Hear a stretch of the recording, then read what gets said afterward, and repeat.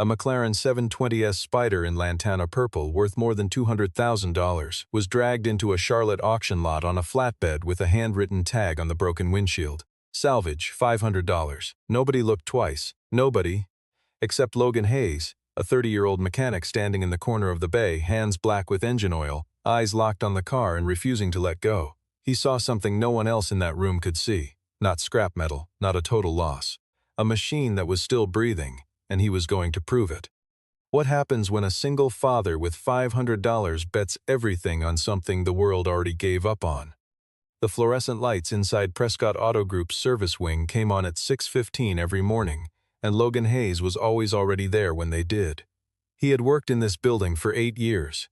8 years of arriving before anyone else, staying long after everyone had gone home, and accumulating the kind of institutional knowledge that no title on a business card and no degree on a wall could replicate.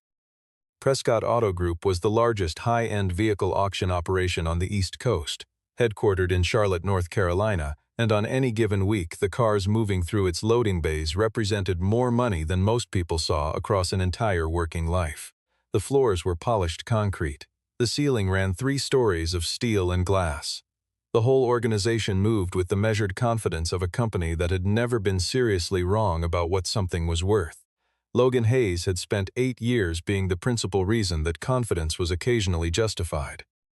He was 30 years old and did not hold a college degree. He had no management title, no corner office, no professional trajectory that anyone in the building would have described as conventional. What he had was a particular kind of intelligence, the kind that lives in the hands as much as in the mind, and 8 consecutive years of refinement that had made him the most reliably accurate technical assessor in the building, by a margin that everyone in the department recognized, and that the department had never formally acknowledged. In those 8 years, Logan had personally overseen the technical evaluation and restoration pathway design of more than 40 damaged luxury and exotic vehicles. He could walk a car once, crouch beside the rocker panel, close his eyes, and tell you within 2 minutes what was broken and what the most efficient path to fixing it looked like. Samuel Carter, a 55-year-old senior appraiser who had been in the industry since before Logan was born and who was 3 months away from a retirement he had been counting toward for longer than he would admit, had once told Logan that the difference between a good technician and an exceptional one was not knowledge. Knowledge was a fixed quantity that anyone could accumulate. The difference was listening. Logan listened to cars the way other people listened to music. His personal life outside the building was quiet and precisely organized. His wife had died in a road accident 3 years earlier, and he had been raising his 7-year-old son Noah alone ever since. Every morning before leaving for work, Logan set breakfast on the kitchen counter and stuck a note to the refrigerator in his compact, careful handwriting. Back by 7. Don't forget your milk. It was not a complicated life, but it was his, and he held it with the same full attention he gave everything he worked on. Within Prescott's structure, Logan belonged to the Technical Assessment Division, the team responsible for evaluating every incoming damaged or salvage vehicle before it was classified, priced, and moved to the auction floor. His reports were meticulous and consistently right, but his reports were not final. Final authority over pricing and classification rested with one person, Jason Mercer, Prescott's chief operating officer. In the 2 months before the McLaren arrived, Logan had submitted 2 separate written recommendations to revise upward the floor valuations on vehicles he had assessed as structurally recoverable and commercially viable. Both had been rejected without explanation, without a meeting, and without so much as a follow-up email. Samuel Carter had found Logan in the bay after the second rejection and said something low and careful that had been sitting in the back of Logan's mind for 6 weeks. The vehicles being undervalued were not staying in the system long, and when they moved, they consistently moved to the same small group of names. That observation had settled in Logan's chest like a stone dropped into still water, quiet and impossible to ignore. The truck arrived on a Tuesday morning, earlier than the scheduled delivery window. Logan heard the hydraulic groan of the flatbed ramp lowering before he saw the vehicle, and he set down his torque wrench and walked to the bay door. The car that came off the ramp was a 2021 McLaren 720S Spider finished in Lantana purple, a deep metallic violet produced exclusively through McLaren's MSO Special Operations Division, made to individual specification, issued in genuinely limited numbers, and identifiable on site to anyone who had spent serious time in proximity to the brand. The car had been extraordinary once. That remained visible even now, with the entire front end collapsed inward, the left dihedral door buckled along its lower seam, the windshield gone, and the hood crumpled toward the firewall at the angle of something that absorbed a direct, high-speed frontal impact. The warehouse crew unloaded it without ceremony. One of them photographed it on his phone and sent it to a group chat. Another looked at it, shook his head, and walked away without breaking stride. The flatbed driver signed his release paperwork and was back on the highway before the dust from his tires had settled over the lot. Logan walked over slowly. He did not hurry. He crouched at the rear of the car first and examined the section from the B-pillar back, which had taken almost no damage at all. Then he moved along the driver's side, studying the buckled door from 3 separate angles. Then he lowered himself as close to the concrete as the bay allowed, and aimed his small inspection flashlight through the gap between the collapsed crash structure and the forward edge of the carbon fiber monocell chassis, the structural spine of the car, the core around which every other component was assembled, and on which every other calculation depended. He held the light steady for nearly 2 minutes. When he stood up, the fundamental assessment was complete. The monocell was intact. No fracture lines, no delamination at the visible edges. No indication of the kind of catastrophic structural failure that would have made genuine recovery impossible. The engine, McLaren's 4-liter M840T twin-turbocharged V8, mounted amidships behind the cabin, was untouched by fire, had not absorbed a direct impact load, and was physically present and complete in every way he could verify from outside. Samuel Carter appeared at Logan's left shoulder without announcing himself, the way experienced men in workshops move when they have been in the same building long enough to stop making noise about it. The two of them stood together for a moment in shared silence.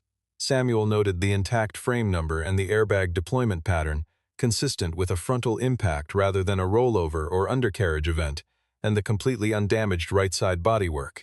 Logan asked who had brought it in. Samuel had the transfer documentation listed Harbor Bridge Insurance Partners out of Raleigh as the originating party. No direct contact from the registered vehicle owner. No police incident report attached. Only an initial damage assessment form classifying the vehicle as a total loss. Logan asked to see the complete paperwork. He read through it 3 times. There was no accident scene photograph, no law enforcement incident number, a damage report, a salvage classification, and a chain of custody transfer form, and in the field where the registered owner was required to sign confirming voluntary surrender of the vehicle, the line was blank. It was a small omission, the kind that would pass without notice in a stack of routine paperwork unless you were specifically looking for it. Logan photographed every page with his personal phone. Then he photographed the car from 16 different angles. Then he entered the vehicle identification number into the company's internal system and read what came back. Registered owner, Evelyn Cole, Charlotte, North Carolina. Status of owner contact confirmation, blank. He looked at the screen, he looked at the car.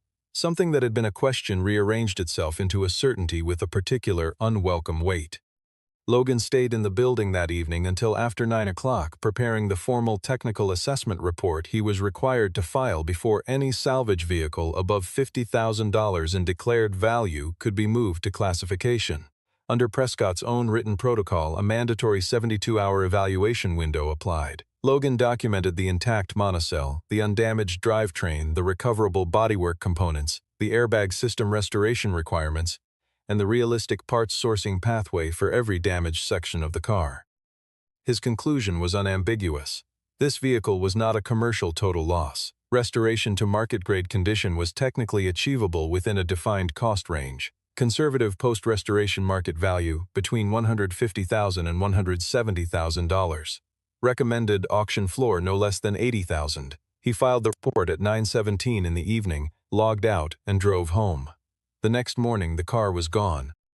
Logan stood in the space on the concrete where it had been and looked at it for a long moment before finding the warehouse supervisor and asking very quietly what had happened. Processed early. Orders from Mr. Mercer. Logan went to the internal transaction system. The entry was time-stamped at 5:48 that morning before the building was officially open for business. Sold. $500. Buyer Ridgeline Recovery LLC. He read it twice. Then he took the elevator to the 3rd floor without stopping to consider what he was going to say, because what he was going to say had already arranged itself before he reached the door. Jason Mercer was 42 years old and occupied his office the way men of a particular kind occupy spaces. as though everything surrounding them exists primarily as confirmation of their standing. The suit was charcoal gray and well cut.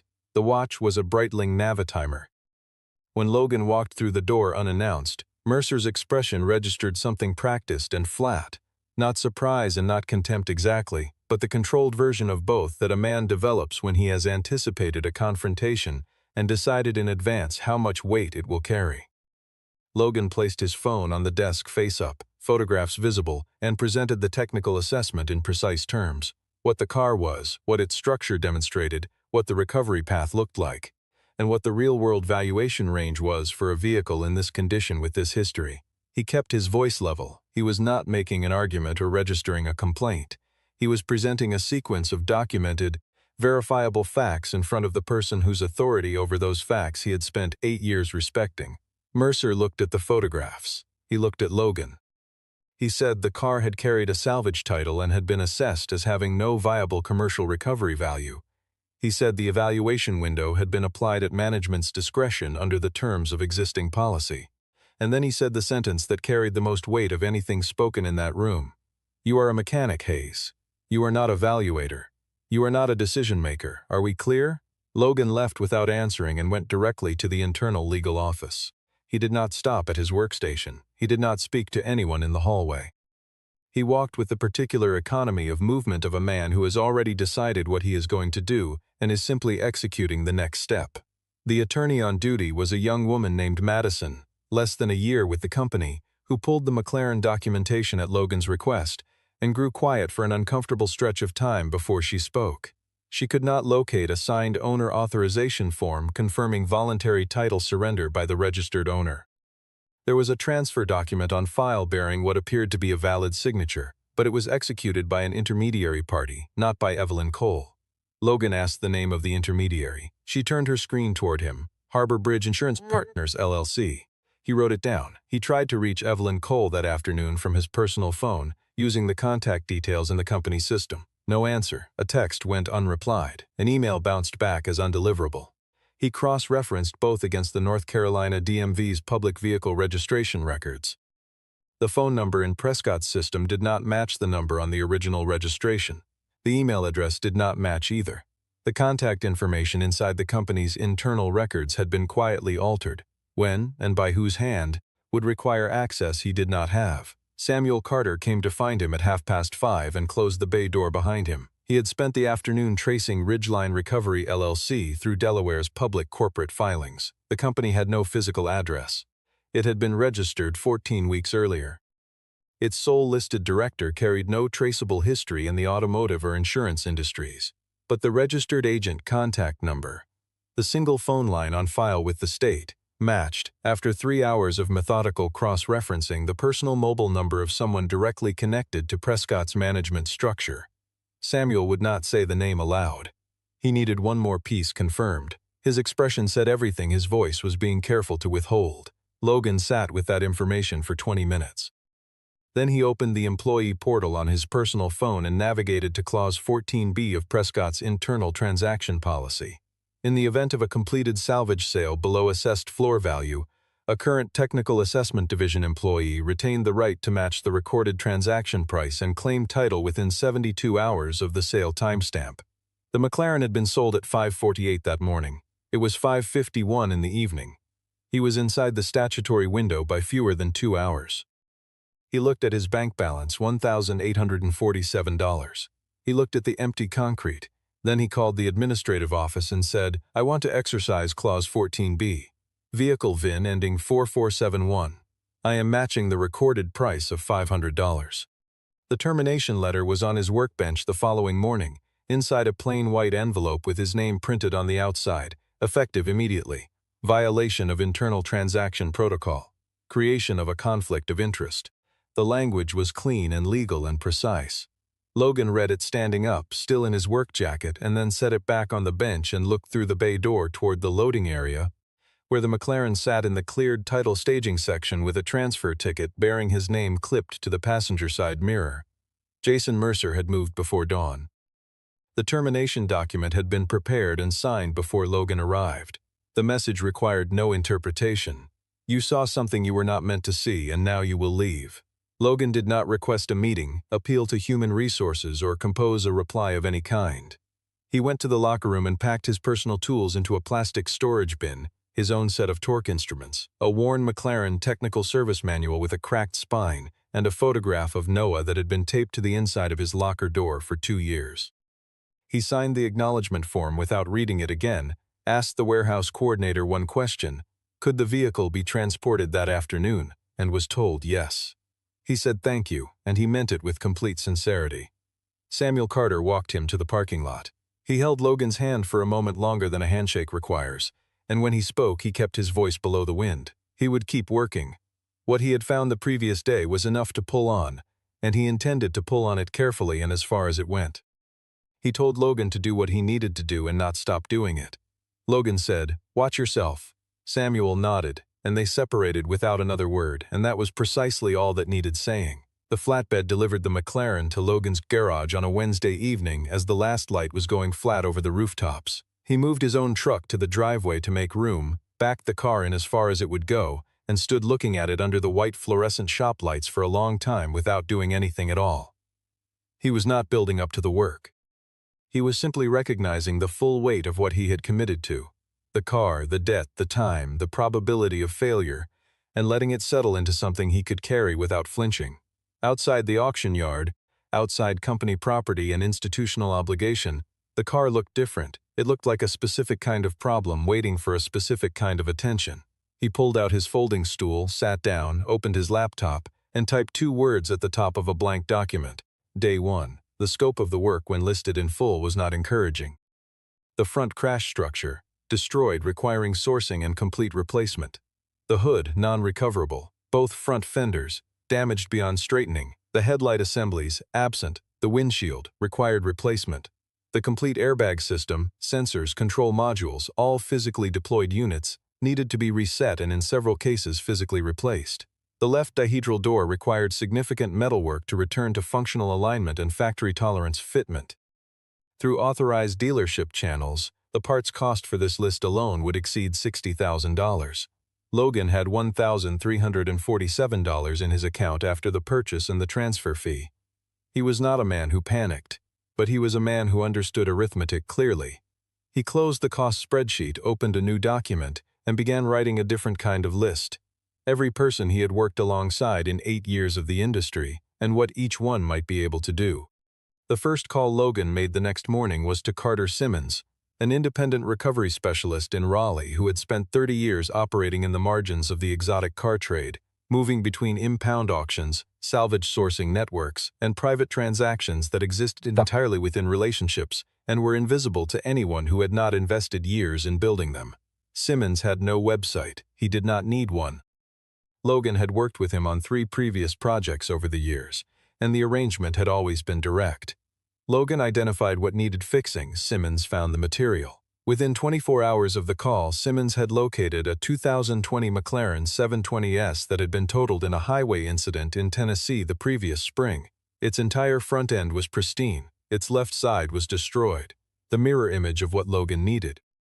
Logan drove to Raleigh on Thursday morning, inspected every component in person, and returned with a complete front crash structure, both front fenders, a replacement hood, and the front bumper beam loaded in the truck bed. $3,200 on a credit card that had not been used in over a year. The first week ran in long, unbroken sessions that began before sunrise and ended after midnight. Logan stripped the McLaren's front section down to bare carbon, documented every component coming off the car, labeled and organized each piece in bins along the garage wall, and began preparing the monocell attachment surfaces for new bodywork. The left dihedral door he worked on every evening after 8 o'clock, using a carbon fiber frame alignment kit he had bought for a previous project and never returned. The process of straightening a dihedral door frame on a car like this demands patience rather than force. The same calibrated incremental correction, applied to precisely the right points in precisely the right sequence, repeated over 5 consecutive evenings until the door closed with the sealed mechanical precision it had left the factory floor with in Woking. While Logan's hands were occupied with the car, Samuel Carter was working a parallel line of inquiry that would have been invisible to anyone not watching for it. He had located Evelyn Cole through the state's public vehicle registration records. Her real address, not the altered version in Prescott's system, and driven to her home in the Dilworth neighborhood on Cole was 58 years old, composed and genuinely confused. She had not known her car was gone. She had been engaged in a routine insurance claim following a rear-end collision that had proven more structurally damaging than it initially appeared, and she had signed a document she was told was a standard appraisal authorization, permission for an independent assessor to estimate repair costs on her behalf so that the insurance company could process her claim. She still had her original copy in a folder in her kitchen. Samuel photographed every page before he left her home. In the second week, Logan turned to the engine. The M840T started on the first key cycle, which confirmed the essential integrity of the powertrain. But at idle there was an asymmetrical low-frequency vibration that was not normal, a mechanical signature he recognized without hesitation as originating in the left turbocharger. He pulled the unit and found exactly what the signature had indicated. A single turbine blade bent fractionally out of tolerance by a pressure event transmitted back through the intake at the moment of impact. The engine itself had never been touched. He ordered a reconditioned turbocharger from a specialist in Florida, charged it on the same credit card, and used the 5-day delivery window to address the complete electrical system. Replacing every deployed airbag module, resetting the engine control unit, verifying every sensor in the stability and traction management architecture, and resoldering 2 data connections in the driver's side door harness that had been partially severed during the crash. He slept fewer than 4 hours on most nights that week and did not once consider stopping. When the replacement turbocharger arrived, he installed it in a single 7-hour session and started the engine for the second time. The asymmetrical vibration was gone. The 4-liter twin-turbocharged V8 settled into the specific idle McLaren's engineers had calibrated for it, a layered, precise mechanical resonance that occupied the border between pure engineering and something harder to categorize. Logan sat on the stool with his arms resting on his knees and let the engine run for 20 minutes without touching anything at all. The third week brought the most expensive and most irreversible decision of the entire project: the paint. Lantana Purple did not exist in any standard refinishing formula available to the body repair industry. It was an MSO exclusive, a proprietary pigment blend for which a colorist required either McLaren's original specification data or the kind of accumulated skill that could reconstruct it from a surviving sample. Logan called 3 Charlotte body shops. 2 declined immediately. The third belonged to Adrian Wells, who had been refinishing exotic vehicles for more than 30 years, and who had worked on 2 previous Prescott restorations under Logan's technical oversight. Wells agreed to take the job. He asked Logan to bring the car on a Monday morning. Logan had it there at 6 o'clock to avoid traffic. He stayed at the shop for 4 days. Wells worked from the original factory color code, a small section of undamaged original paint Logan had preserved inside the left door jamb throughout the entire restoration, and 4 decades of trained intuition about how light and pigment interact. The result, when it came out of the booth on Thursday afternoon, was exact. The depth of the color in direct light, the way the metallic particles shifted between violet and cobalt depending on the angle, was indistinguishable from what it had been on the day the car left the production line. Logan had the windshield replaced on Friday. The headlight assemblies went in on Saturday.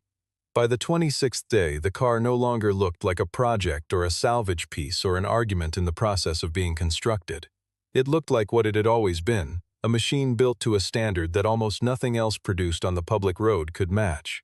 On the 29th day, Logan spent 3 hours on the interior, deep cleaning every surface, conditioning both leather seats with a professional-grade restoration kit, replacing the damaged section of the headliner.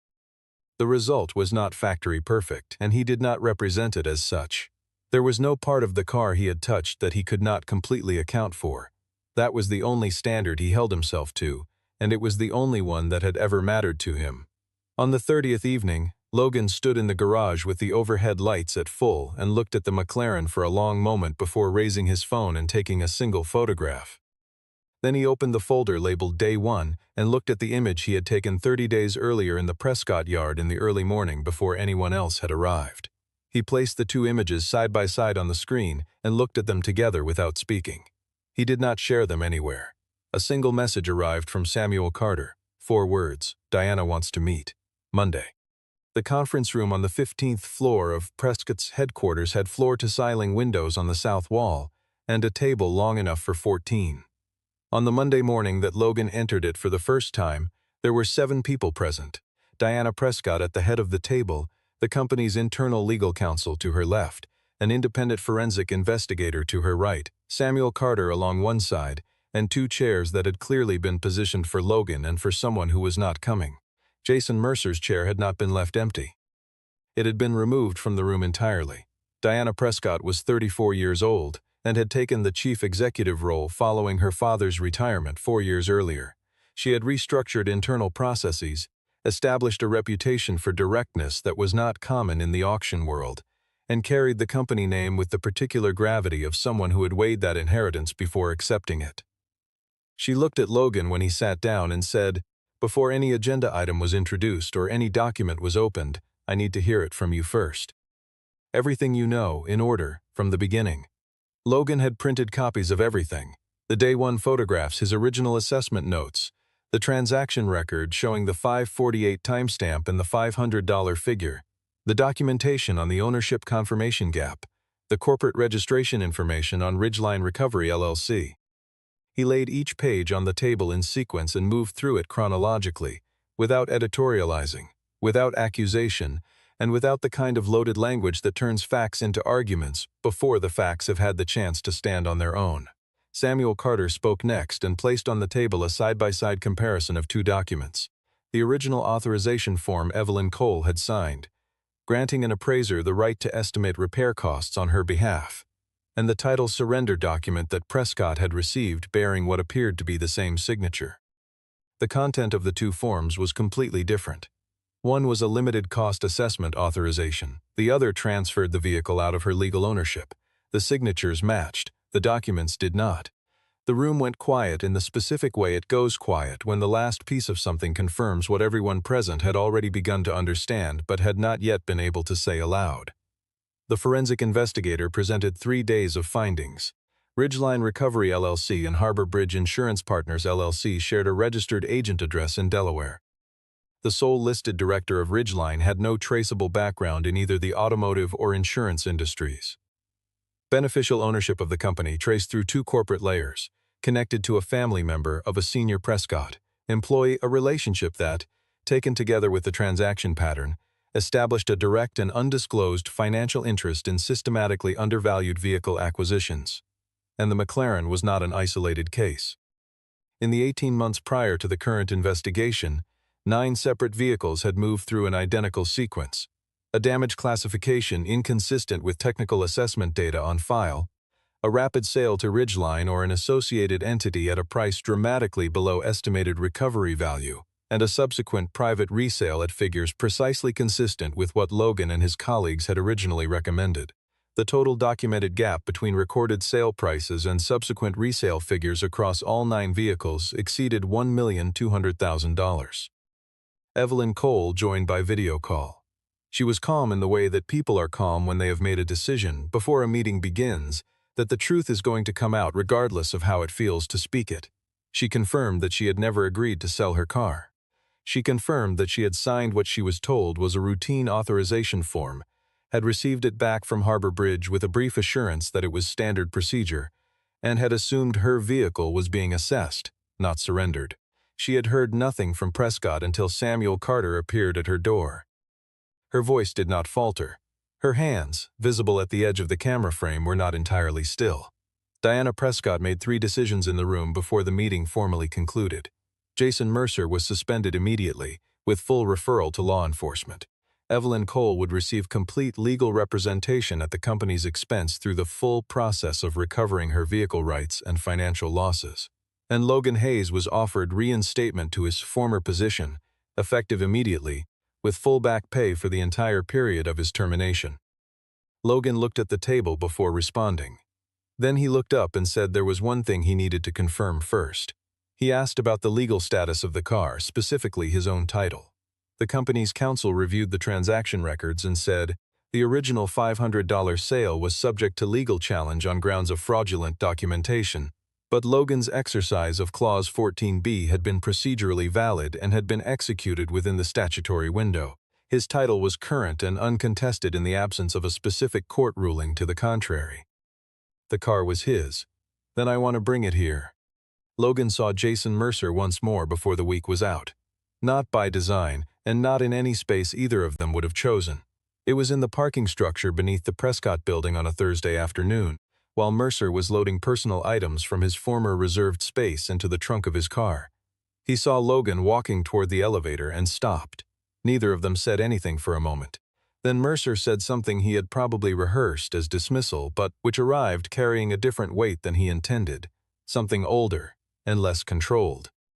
He said, "You think you accomplished something, Hayes?" He said, "You are a mechanic."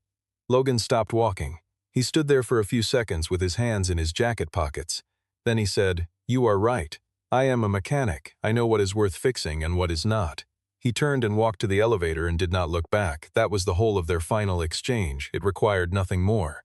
Diana Prescott had proposed something Logan had not anticipated.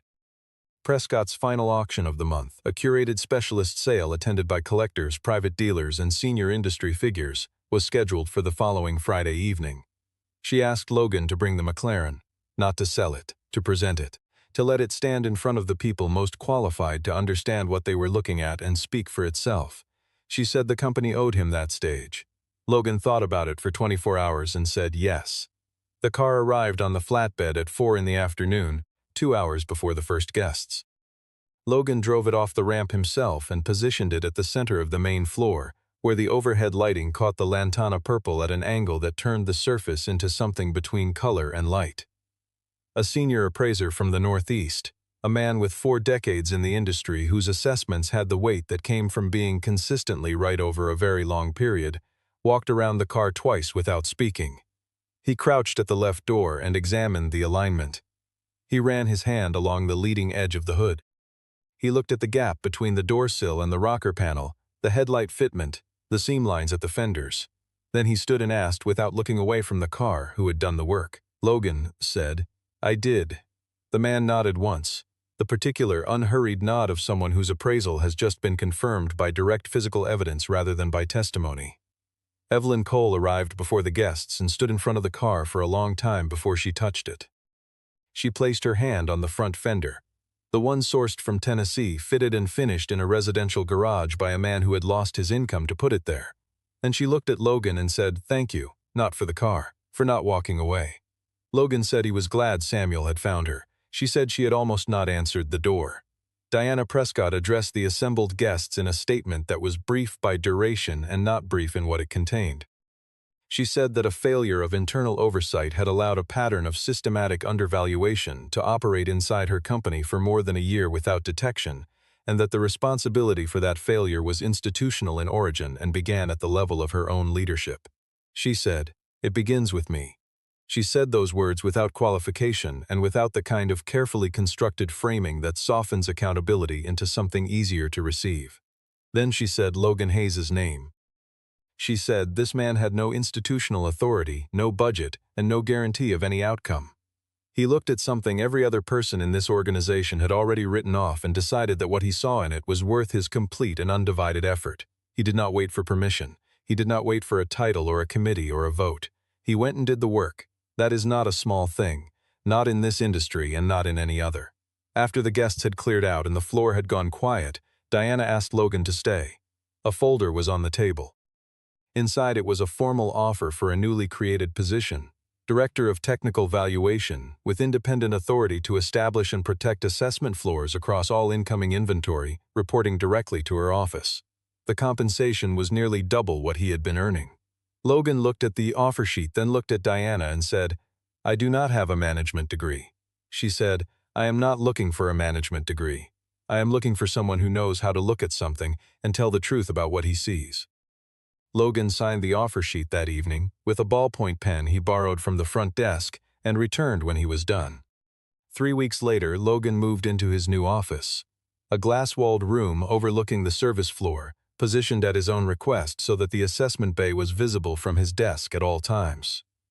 Samuel Carter retired on the date he had been counting toward for years, but agreed to serve as a paid part-time consultant for the following 6 months, arriving 3 mornings a week to sit with the new assessment team with the unhurried patience of a man who understands that leaving something well is as important as building it well. The legal process surrounding Evelyn Cole's vehicle concluded faster than any of the attorneys had expected. The court found the original title surrender document invalid on grounds of fraudulent misrepresentation, voiding the $500 transaction entirely. Evelyn was confirmed as the legal owner of record, received full insurance compensation for the original collision damage, and was formally notified of the car's restored condition and independent appraised value. In an email she sent to Logan a week after the ruling, she said she had taken the McLaren to an authorized dealer for an independent assessment. The figure they had given her was $171,000. She said she was not selling it. She said, "Not because of the money." On a Thursday evening, Logan arrived home exactly when the note on the refrigerator said he would. Noah was at the kitchen table with a drawing in front of him, and without looking up, he asked what his father had been so busy with for the past month. Logan sat down across from him and said, "Fixing a car." Noah asked if it was special. Logan thought about it for a moment, the way a man thinks about a question that deserves a real answer rather than a convenient one, and then he said, "Not because it was expensive, because nobody thought it was worth fixing anymore." The value of a thing is never determined by the person who gives up on it. It is determined by the person willing to look again.